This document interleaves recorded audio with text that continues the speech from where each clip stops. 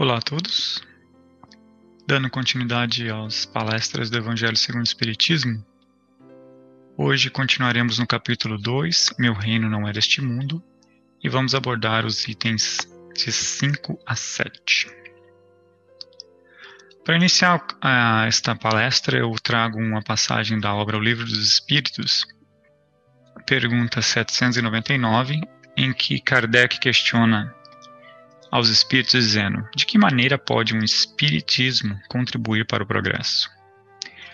Ao qual os espíritos respondem: destruindo o materialismo, que é uma das chagas da sociedade, ele faz que os homens compreendam onde se encontram seus verdadeiros interesses. Deixando a vida futura estar velada pela dúvida, o homem perceberá melhor que, por meio do presente, lhe é dado preparar o seu futuro, abolindo prejuízos de seitas, castas e cores, ensinado aos homens a grande solidariedade que os há de unir como irmãos.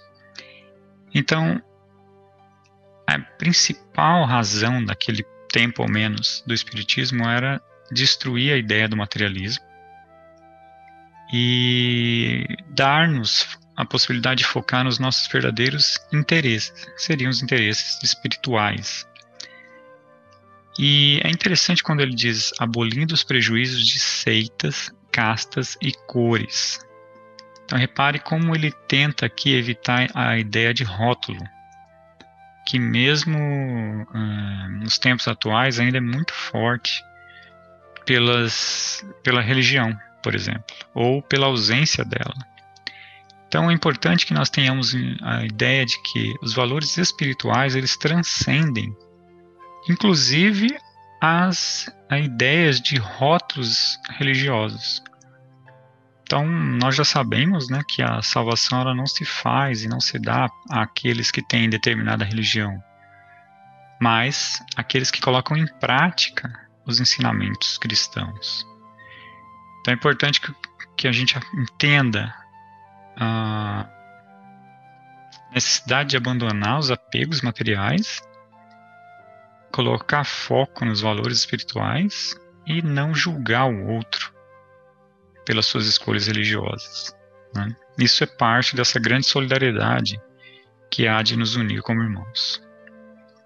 Bom, o item número 5, ele inicia um conceito dentro do capítulo que é o ponto de vista, da qual ele através do Espiritismo, né, nos é trazida a ideia clara de uma vida futura.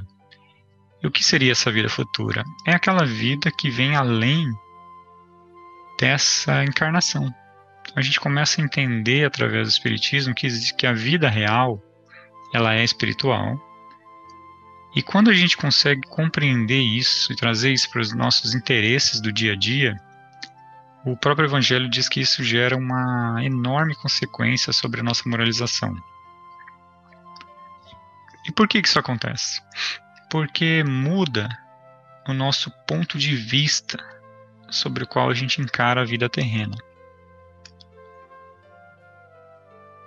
E ele diz assim: para quem se coloca pelo pensamento na vida espiritual, que é indefinida, a vida corpórea se torna simples passagem, breve estada num país ingrato. Então, quando a gente descobre que a vida real é a vida espiritual, que é uma vida infinita, e que a vida material ela é apenas um momento passageiro da qual nos é dada a oportunidade de aprender, ele compara esse sentimento com aquele de alguém que está de passagem num país ingrato. E aqui a gente pode dizer assim, não é que todos nós que estamos vivendo uma vida encarnada estamos com esse sentimento de ingratidão a respeito da vida. Ou aqui no sentido não de nós sermos ingratos, mas de ter uma vida difícil. Não necessariamente. E enquanto mais a gente percebe a vida do ponto de vista espiritual, mais simples a vida é. Então ele diz: as vicissitudes e tribulações dessa vida não passam de incidentes que ele suporta com paciência. Então repare que o acréscimo do conhecimento da vida espiritual nos dá mais capacidade de suportar as dificuldades da vida presente. E ele complementa dizendo: por sabê-las de curta duração, devendo seguir-lhes um estado mais ditoso. Então a ideia de que esta vida é uma vida curta do ponto de vista geral da existência, né? Contribuir para que a gente suporte melhor as dificuldades. E aí ele continua dizendo, sabendo temporária e não definitiva seu estado no lugar onde se encontra, menos atenção presta às preocupações da vida, resultando-lhe daí uma calma de espírito.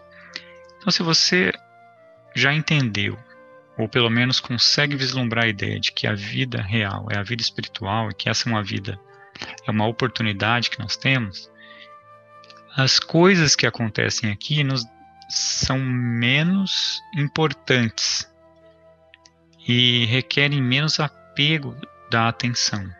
Então a gente consegue lidar com as dificuldades de uma forma um pouco mais tranquila, porque a vida não se resume a esse momento que a gente está, né? E ao mesmo tempo ele coloca um oposto, né? Que sentimento causa aquele que entende que a vida é somente hoje, é somente o que temos materialmente. Então ele diz, pelo simples fato de duvidar da vida futura, o homem dirige todos os seus pensamentos para a vida terrestre, sem nenhuma certeza quanto ao porvir, dá tudo ao presente. Então, se de uma outra forma a pessoa entende que a vida é basicamente ou unicamente a vida material, obviamente que essa certeza vai lhe dar o foco completamente na vida presente. Tudo que acontece hoje, todas as dificuldades, todas as alegrias, elas têm um impacto muito grande na vida dessa pessoa, porque ela está completamente focada nesse momento. O orgulho ou a vaidade feridos são outros tantos tormentos que se lhe transformam a existência numa perene angústia, infligindo-se ele, desse modo, a si próprio verdadeira tortura de todos os instantes. Colocando do ponto de vista onde se considera a vida corpórea, no lugar mesmo em que aí ele se encontra, vastas proporções assume tudo que o rodeia. Então, como foi falado, se o ponto de vista dessa pessoa é focado na vida momentânea, na vida material, tudo ganha uma proporção grande, porque essa é a única existência que a pessoa tem. Esse é o grande momento. Todas as perdas são muito grandes, porque elas representam perdas da única vida que ele considera. Então, as coisas ganham proporção muito, muito maiores, né?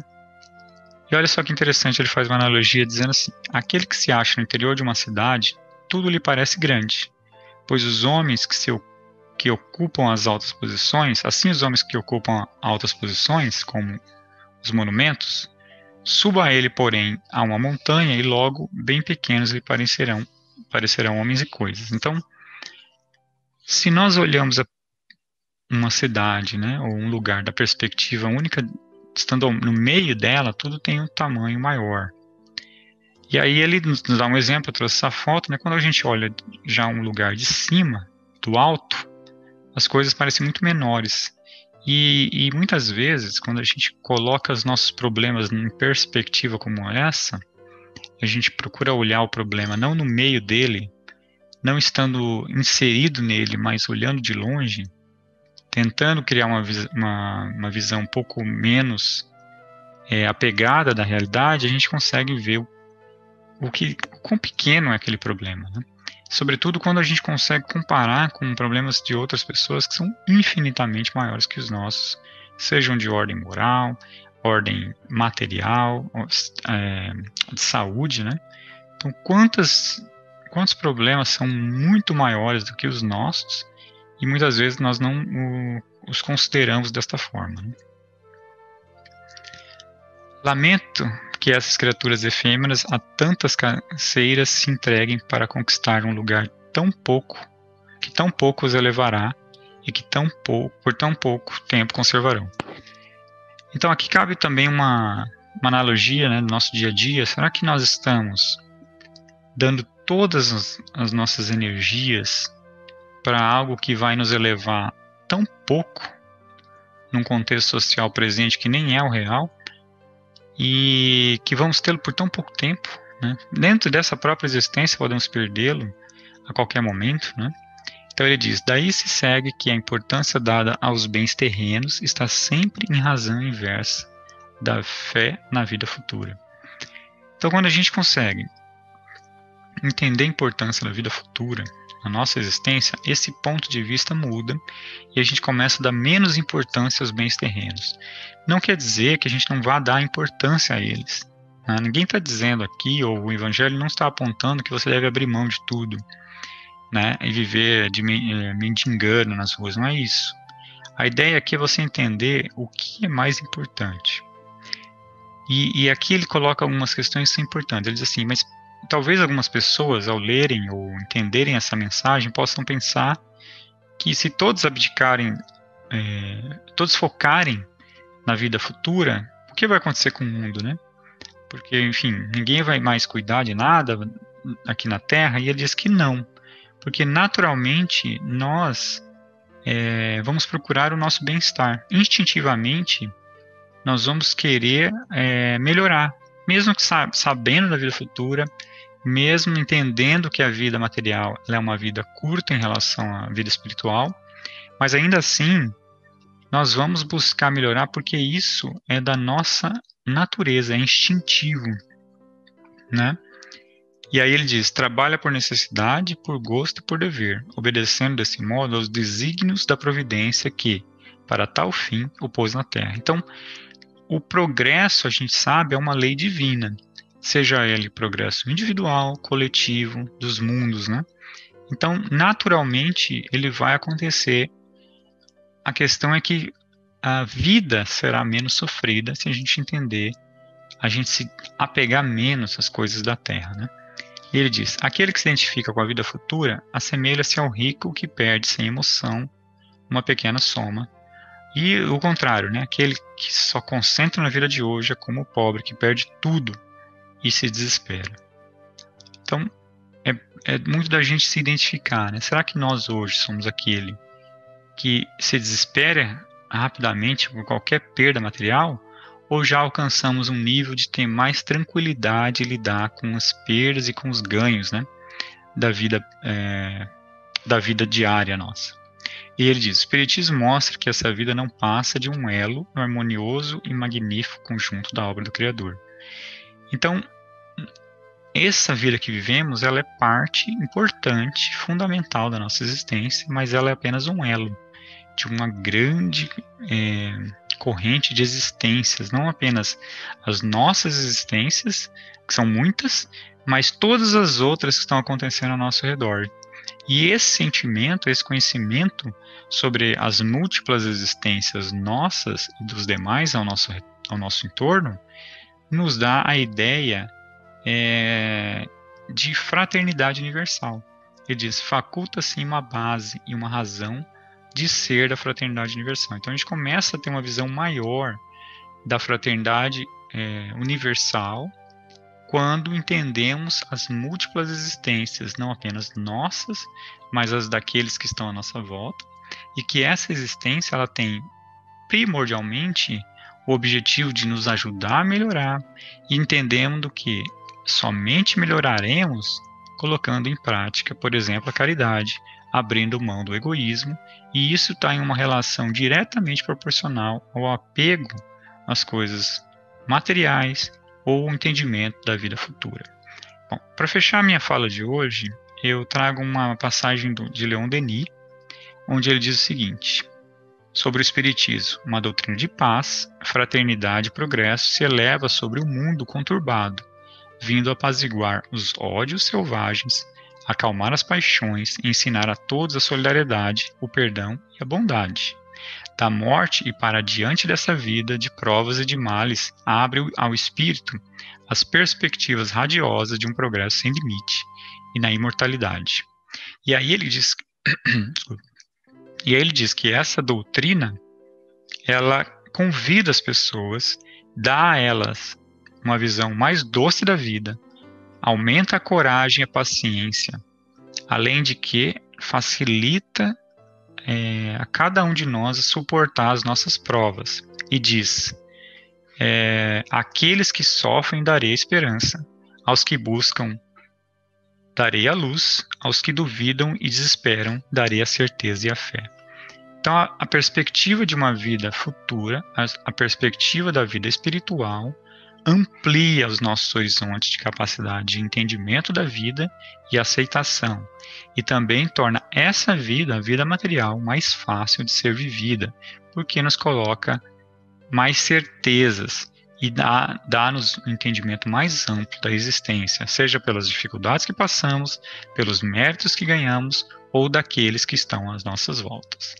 Muito obrigado, que assim seja e até a próxima.